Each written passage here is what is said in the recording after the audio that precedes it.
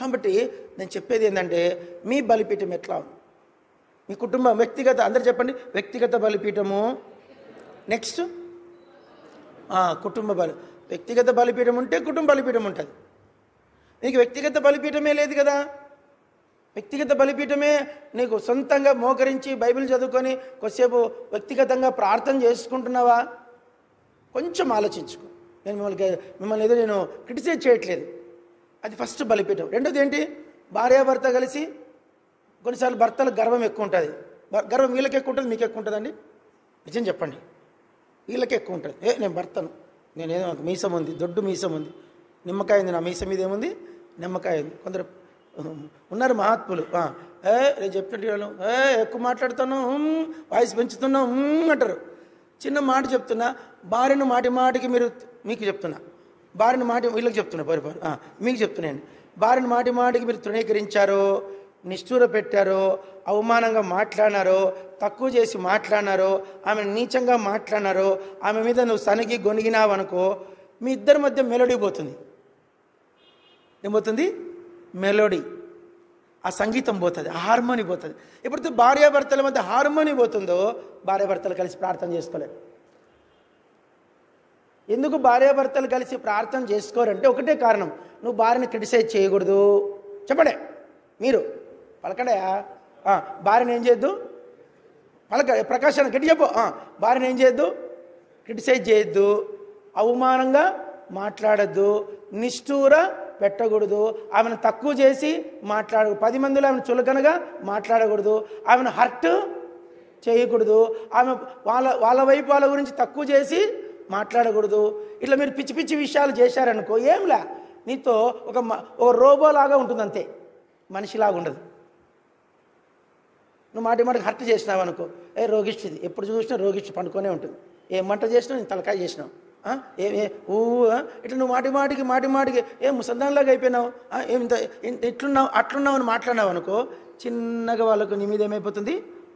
ప్రేమ పోతుంది. ఈ ప్రేమ పోయిన తర్వాత ఏమవుతారంటే రోబో అయిపోతారు. ఏమైపోతారు? రోబో ప్రార్థన చేయదు. రోబో ఏం చేయదు? చెప్పండి. రోబో ప్రార్థన చేస్తుందా? చేయదు. నీకు వండి పెడుతుంది అంతే, నీతో నవ్వుతుంది, ఛాయ్ ఇస్తుంది. కాదు, వీడి లోపల మనసులో వీడు దుర్మార్గుడు అనుకుంటుంది. రోబోలు కలిసి ప్రార్థన చెయ్యి. ఇది గుర్తుపెట్టుకోండి. భార్యతోటి బలిపీఠం కాపాడుకోవాలంటే ఆమెను పొగుడుతూ ఉండాలి, ఆమెతో నవ్వుతూ ఉండాలి, ఆమెతో ప్రేమగా మాట్లాడాలి, ఆమె ఇంటి వారి గురించి కొంచెం గౌరవంగా మాట్లాడాలి. వాళ్ళు గుడిసెలో ఉన్నాయి, మీది పూరి గుడిసె, మీ ఇంట్లో ఏం లేదు, అట్లా ఇట్లా అన్నావు అనుకో, నీతో ప్రార్థనకు రాదు. ఇంకా ఆమె గౌరవంగా మాట్లాడు, ఆమెను హర్ట్ చేయొద్దు, ఆమె నిష్ఠూర పెట్టద్దు, ఆమెను అవమానంగా 10 మందిలో మరి ముఖ్యంగా మాట్లాడద్దు. ఆమెను ఎంత గౌరవంగా చూసుకుంటావో నీకు తెలియకుండానే మీ ఇద్దరి మధ్య హార్మోని ఉంటుంది. ఏముంటుంది? హార్మోని. సంగీతం పలుకుతుంది. ఏం పలుకుతుంది? హార్మోని అంటే సంగీతం అండి. సారేగామ పదనీస, మంచి హార్మోని ఉంటుంది ఇంట్లో. లేదంటే ప్రార్థన. కుటుంబ బలిపీఠము.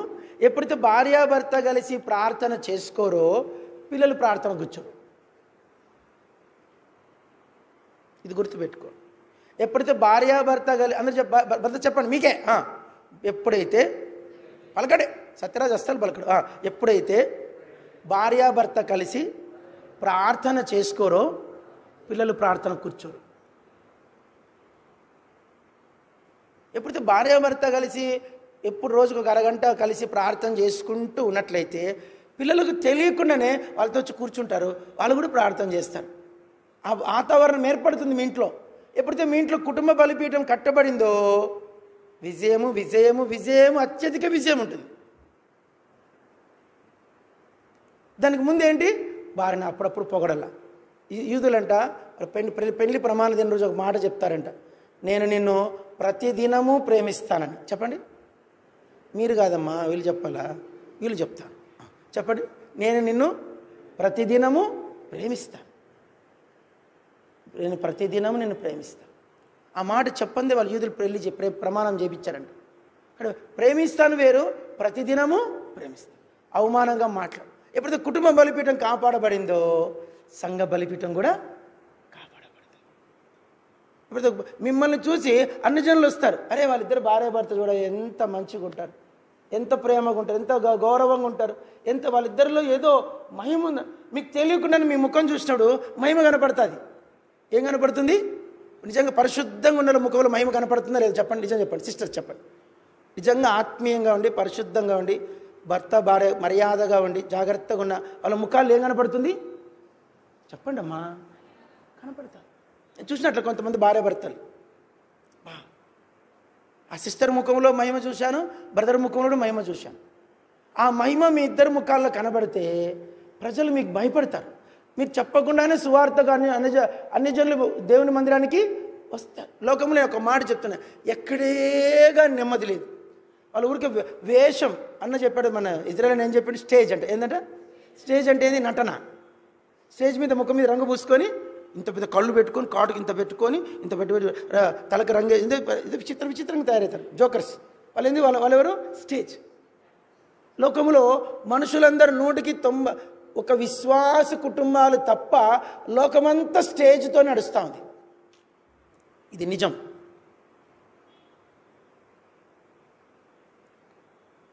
మీరు చెప్పండి, లోకంలో యేసుప్రభు దగ్గర యేసుప్రభు దగ్గర ఎక్కడన్నా సత్యం ఉందా చెప్పండి. నేను ఈ పొద్దు యేసుప్రభు వదిలిపెట్టేసి వెళ్ళిపోతా, ఆ సత్యం ఏంట? అంతే కదా. ఇది సత్యం కానప్పుడు అది సత్యమే, దీన్ని పట్టుకోవడం ఎందుకు? ఇంకా ఇది సత్యం కానప్పుడు అది సత్యమైతే ఇంకా దీన్ని పట్టుకోవడం ఎందుకు? ఇది ఒక్కటి తప్ప సత్యం అన్నది ఇంకోటి భూలోకంలో లేదు. కాబట్టి ఇక్కడికి వచ్చినోడి దగ్గర మాత్రమే కొంత నీతి ఉంటుంది, కొంత సత్యం ఉంటుంది, కొంత విజయం ఉంటుంది, కొంత మహిమ ఉంటుంది. అన్నీ ఉన్నాయి కానీ మనం కుటుంబంతో ఆత్మీయంగా ఉండం. అన్ని విషయాల్లో మంచిగా ఉంటారు భార్యాభర్తలు, మళ్ళా ఆత్మీయ విషయాల్లో మాత్రం ఆత్మీయంగా మాత్రం ఆ యోగ్యత కాపాడుకోడు. ఇది చాలా చాలా సెన్సిటివ్ మ్యాటర్. చెప్పండి, ఇది చాలా సెన్సిటివ్ మ్యాటర్. సైటన్ ఏంటంటే చిన్నగా వస్తాడు వాడు, భార్యను తిట్టు, భార్యను అరుసు, భార్యను పోట్లాడు, గట్టిగా అరువు ఆమె మీద. మేము అరవడమే లేదు, నువ్వు అందుకే నీ మాట తప్పు, నీ మాట వినట్లేమే, కొంచెం అరుసు. ఎవరు చెప్పేది చెప్పండి? వీడు ఉంటాడు వాడు, భార్యని అరవట్లే, అందుకే నీ మాట వినట్లేమే. నువ్వు అరుస్తావు, మీ ఇద్దరి మధ్య బలిపీఠము ఏమైపోతుంది? కూలిపోతుంది. ఈ బలిపీఠము కూలిపోయిన తర్వాత మిగిలేది శూన్యం. అడేముందని తెలుసా? అంతే చెప్పండి, బలిపీఠం మీద బుగ్గి ఒలికిపోయాను, నిప్పు ఉంది అక్కడ. ఆ నిప్పు ఏమైపోయింది?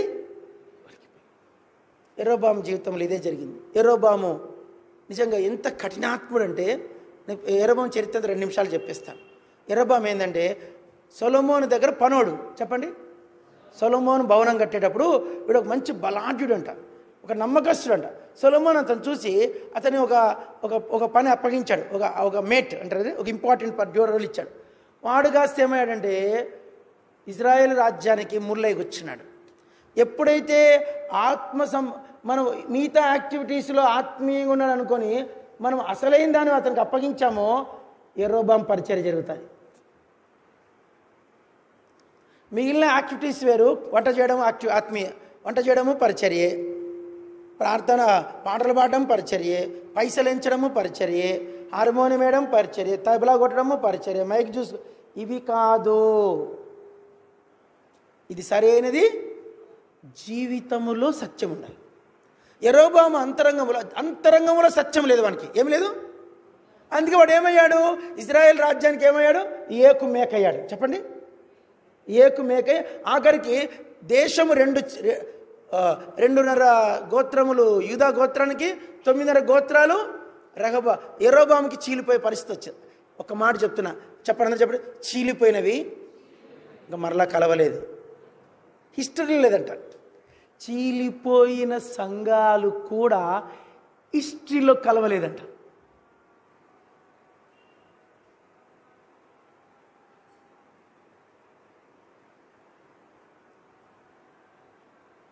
చీలిపోయిన రాజ్యాలు కలవలేదు, చీలిపోయిన మనస్సులు కలవలేదు, చీలిపోయిన సంఘాలు కూడా కలవలేదు. జాగ్రత్త, చీలిపోకుండానే చూసుకోవాలి మనం. ఆ బ్రేక్ వచ్చి ఎందుకు వచ్చింది? భక్తిహీనుడు రాజు అయ్యాడు. ఏమయ్యాడు? యెరోబాము ఎవరు? ఆత్మీయుడు కాడు. వాడు మీ తబలా బాగా కొడతాడు. అబ్బా తమ్ముడా భలే కొడుతున్నావు తమ్ముడా, హార్మోనియం భలే కొడుతున్నావు వేస్తాడు. అబ్బా తమ్ముడా భలే వేస్తున్నావు తమ్ముడా, మందిరంలో వంట బల చేస్తాడు, తమ్ముడు వంట బాగా చేస్తావు తమ్ముడా. మందిరంలో ఇంక మిగతా యాక్టివిటీస్ కూరగాయలు ఇవి చూసుకొని మనం ఏం చేశామంటే అలాంటి వారిని ముఖ్యమైన విషయాల లోపల తీసుకొస్తారంట. చాలా సంఘాలు జరిగే నష్టం ఏంటంటే ఆత్మీయుడు కాని వాడిని అందలంకి ఎక్కిస్తారు. ఎక్కించినాక ఇంకా ఆ సంఘాన్ని దేవుడే రక్షించాలి. ఇంకా గుర్తుపెట్టుకోండి, నేనైనా సరే నన్నైనా సరే మీరు పరీక్షించాలి. చెప్పండి, ఏం చేయాలి మీరు? ఇతను మిగతా యాక్టివిటీస్ కాదండి, ఇతని దగ్గర ఆత్మీయత ఉందా లేదా? ఆత్మీయత ఉన్నాడు వాడు ఎన్నో నష్టపోతాడు. అందరూ చెప్పండి, ఆత్మీయత అంటే పలకండమ్మ. ఆత్మీయత అంటే నష్టానికి వ్యాపారం చేయడం. నీకు లాభం ఉండదు ఇక్కడ. ఆత్మీయత అంటే అన్నీ నష్టపోవాల్సి వస్తుంది, అయినా పర్వాలేదు, నా ఆత్మీయత నేను కాపాడుకోవాలన్నప్పుడే ప్రభు నిన్ను నమ్ముతాడు. అలా కట్టబడింది నిలబడుతుంది. అది నిజమైన పరిచర్య. హెబ్రోన్లో జరుగుతున్న నష్టం ఇదే. హెబ్రోనే కాదు, సార్వత్రికంలో ఇజ్రాయెల్లో చరిత్రలోనే జరిగింది. సొలొమోను ఆత్మీయుడని గుర్తుపట్టకుండా వాడు వర్క్ చేస్తూ ఉంటే అతనికి రాజ్యం ఇచ్చేశాడు. ఒక ఇంపార్టెంట్ రోల్ ఇచ్చాడు. వాడు కాస్త ముఠా చేశాడు. ఆ ముఠా కాస్త ఏమైంది? ఇజ్రాయెల్ రాజ్యము రెండు భాగాలు అయిన తర్వాత వాడు ఎంత భక్తుడు అయ్యాడంటే యెరూషలేము, అందరూ చెప్పండి, తెలుగులో చెప్పండి. ఆ యెరోబాము, ఆ కార్నల్ మ్యాన్ యెరూషలేముకి ఎసరు పెట్టాడు. దేనికి ఎసరు పెట్టాడు? యెరూషలేముకి. ఎందుకు? వీళ్ళు ఊరికి యెరూషలేము పోతే వీళ్ళు మళ్ళీ మారిపోతారు, పోకూడదని చెప్పేసి తన రాజ్యంలోనే ఒక బలిపీఠం కట్టాడు, బేతేల్. తన రాజ్యంలోనే విగ్రహాలు పెట్టాడు. ఎందుకు? మీరు అందరు చెప్పండి, యెహోవా దేవుని పేరిటనే ఈ పూజ చేయండి. 2 బొమ్మలు పెట్టాడు, 2 విగ్రహాలు పెట్టి, ఇది ఏం దేవుడినా? యెహోవా. యేసుప్రభు బొమ్మ పెట్టి, ఇదే యేసుప్రభు. శిలువ పెట్టి, ఇదే యేసుప్రభు దేవుడు, మొక్కండి. మరియమ్మ బొమ్మ పెట్టి, ఇదే మరియమ్మ, మొక్కండి. దేవుడంటే ఏందిరా, వాక్యమేం చెప్తుంది అనేది వదిలిపెట్టేసి ప్రజలెంత అమాయకులు. ఒకసారి గమనించండి, ప్రజలైనా గుర్తుపట్టాలి కదా. వీడు రాజ్యాన్ని ఏం చేసిండు? చెప్పండి, ఏం చేసిండు? వీడు చీల్చాడు. ఇప్పుడు ఏం చేస్తున్నాడు? యెరూషలేముకి దూరం చేస్తున్నాడు. ఇప్పుడు ఏం చేస్తాడు? విగ్రహారాధన తీసుకొస్తాడు. ఇప్పుడు ఏం చేస్తాడు? అన్య దేవతల బలిపీఠాలకి బలర్పిస్తున్నాడు. ప్రజలు కూడా గుడ్డి వాళ్ళు అయిపోయారు. యథారాజా గుర్తుపెట్టుకోండి, నాయకుడు ఆత్మీయుడు కాకపోతే ప్రజలు కూడా, నాయకుడు ఆత్మీయంగా నడుచుకోకపోతే ప్రజలు కూడా ఆత్మీయంగా నడుచుకోరు. కాబట్టి మనము ఇక్కడ గుర్తుపట్టాలి, ఆత్మీయతను చాలా ఇంపార్టెంట్. అది ఒక మనిషి, ఆ మనిషిలో ఆత్మీయత తొణికిసలాడాలి, దేవుని భయం కనిపించాలి, మాదిరికరమైన కుటుంబం ఉండాలి. చెప్పండి, ఆత్మీయుడు అంటే ఏంటి చెప్పండి? మాదిరికరమైన కుటుంబం. అది ఆత్మీయత అనేది ఉన్నప్పుడు కుటుంబం కూడా ఆత్మీయంగా వస్తుంది. చెప్పండి, రాదండి? వస్తుందా? రాదా? ఆటోమేటిక్ వచ్చేస్తుంది. భార్యాభర్త రోజు ఆత్మీయుడు ముందు పరీక్ష భార్య దగ్గర గెలవాలా? చెప్పండి, అందరూ చెప్పండి. ఆత్మీయుడు పరీక్ష, ఆత్మీయుని పరీక్ష ముందు భార్య దగ్గర నుంచి కట్టుకోవాలా. తర్వాత సంఘం కడుతుపో. ముందు ఎక్కడ కట్టుకో? భార్యతో ఆత్మీయత కట్టుకో, నెక్స్ట్ కుటుంబంతో కట్టుకో, తర్వాత పరిచర్యలకు. అక్కడ నువ్వు ఆత్మీయంగా లేకుండా ఇక్కడ నువ్వు ఆత్మీయంగా ఉండాలని ట్రై చేస్తే ఫెయిల్ అయిపోతుంది. యెరోబాము పరిచర్య. ఏం పరిచర్య ఇది? యెరోబాము ఏమయ్యాడు? వాని వంశావళిలో ఒక్కడు లేడంట. వాని పేరు చెప్పడానికి మనుషుడు, అది నష్టం. మన డెస్టినేషన్ చూడాలి, ముగింపు చూడాలి. ఆరంభం చాలా బాగుంది యెరోబాముది, ముగింపు భయంకరమైపోయింది. వారి వంశావళి లేదు, ఇంకా యెరోబాముకి ఏం లేదు, ఇంకా వంశావళి లేదు. చూడు ఎంత నష్టం వచ్చింది. దేవుని జడ్జిమెంట్స్ చాలా తీవ్రంగా ఉంటాయి. ఇక్కడ ఆత్మీయతకు ముఖ్యం. దేనికి పునాది కట్టుకోవాలా? ఇప్పుడు ఎవరిని వస్తున్నారు మీ ఇంట్లో, మీకు పెళ్ళిళ్ళు కాల, మీరేం చేయాలా? అమ్మతో కలిసి ప్రార్థన చేయాలి.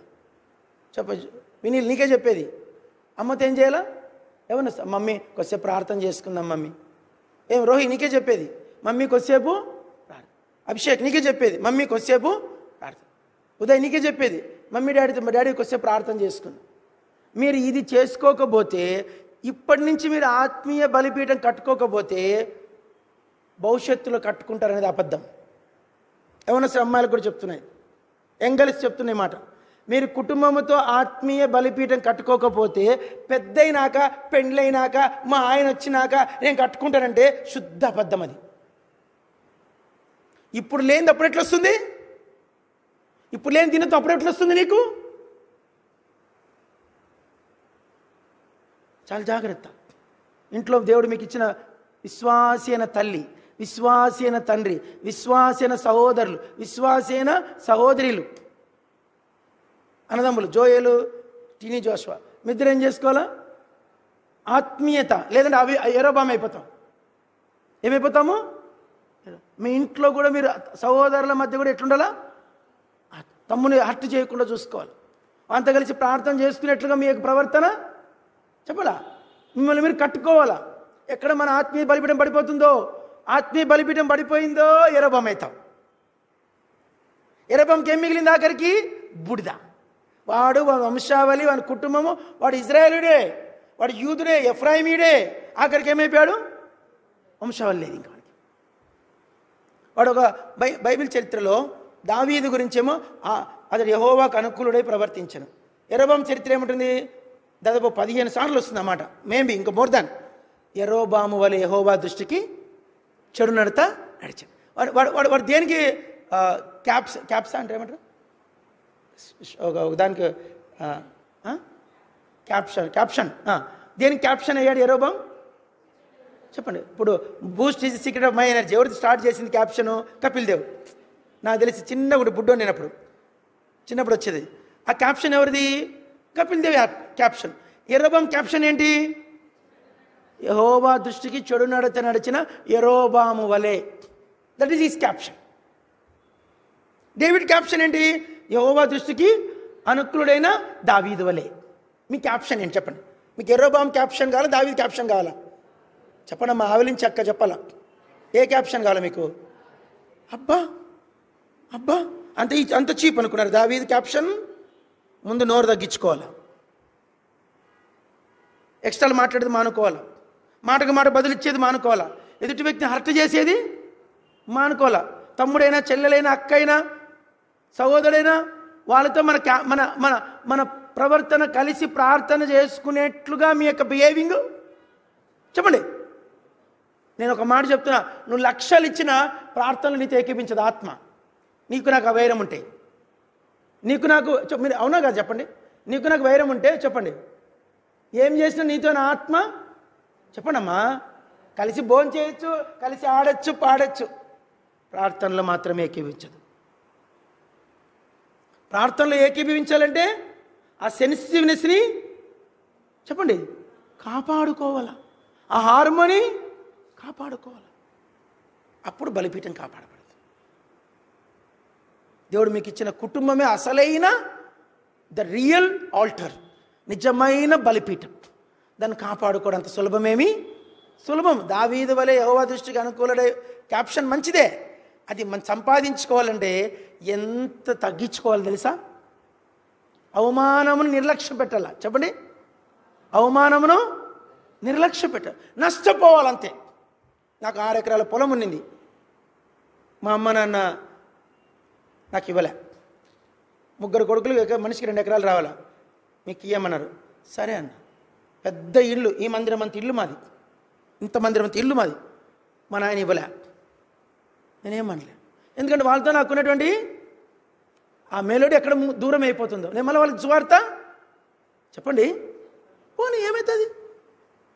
నేను తీసుకుపోతానా? భూమి పోయింది, ఇల్లు పోయింది, అయినా పర్లే, కట్టుబట్టలతో హైదరాబాద్ వచ్చాను 96లో. దేవుడు నన్ను పోషించట్లా? దేవుడు నాకు ఇవ్వలేదా?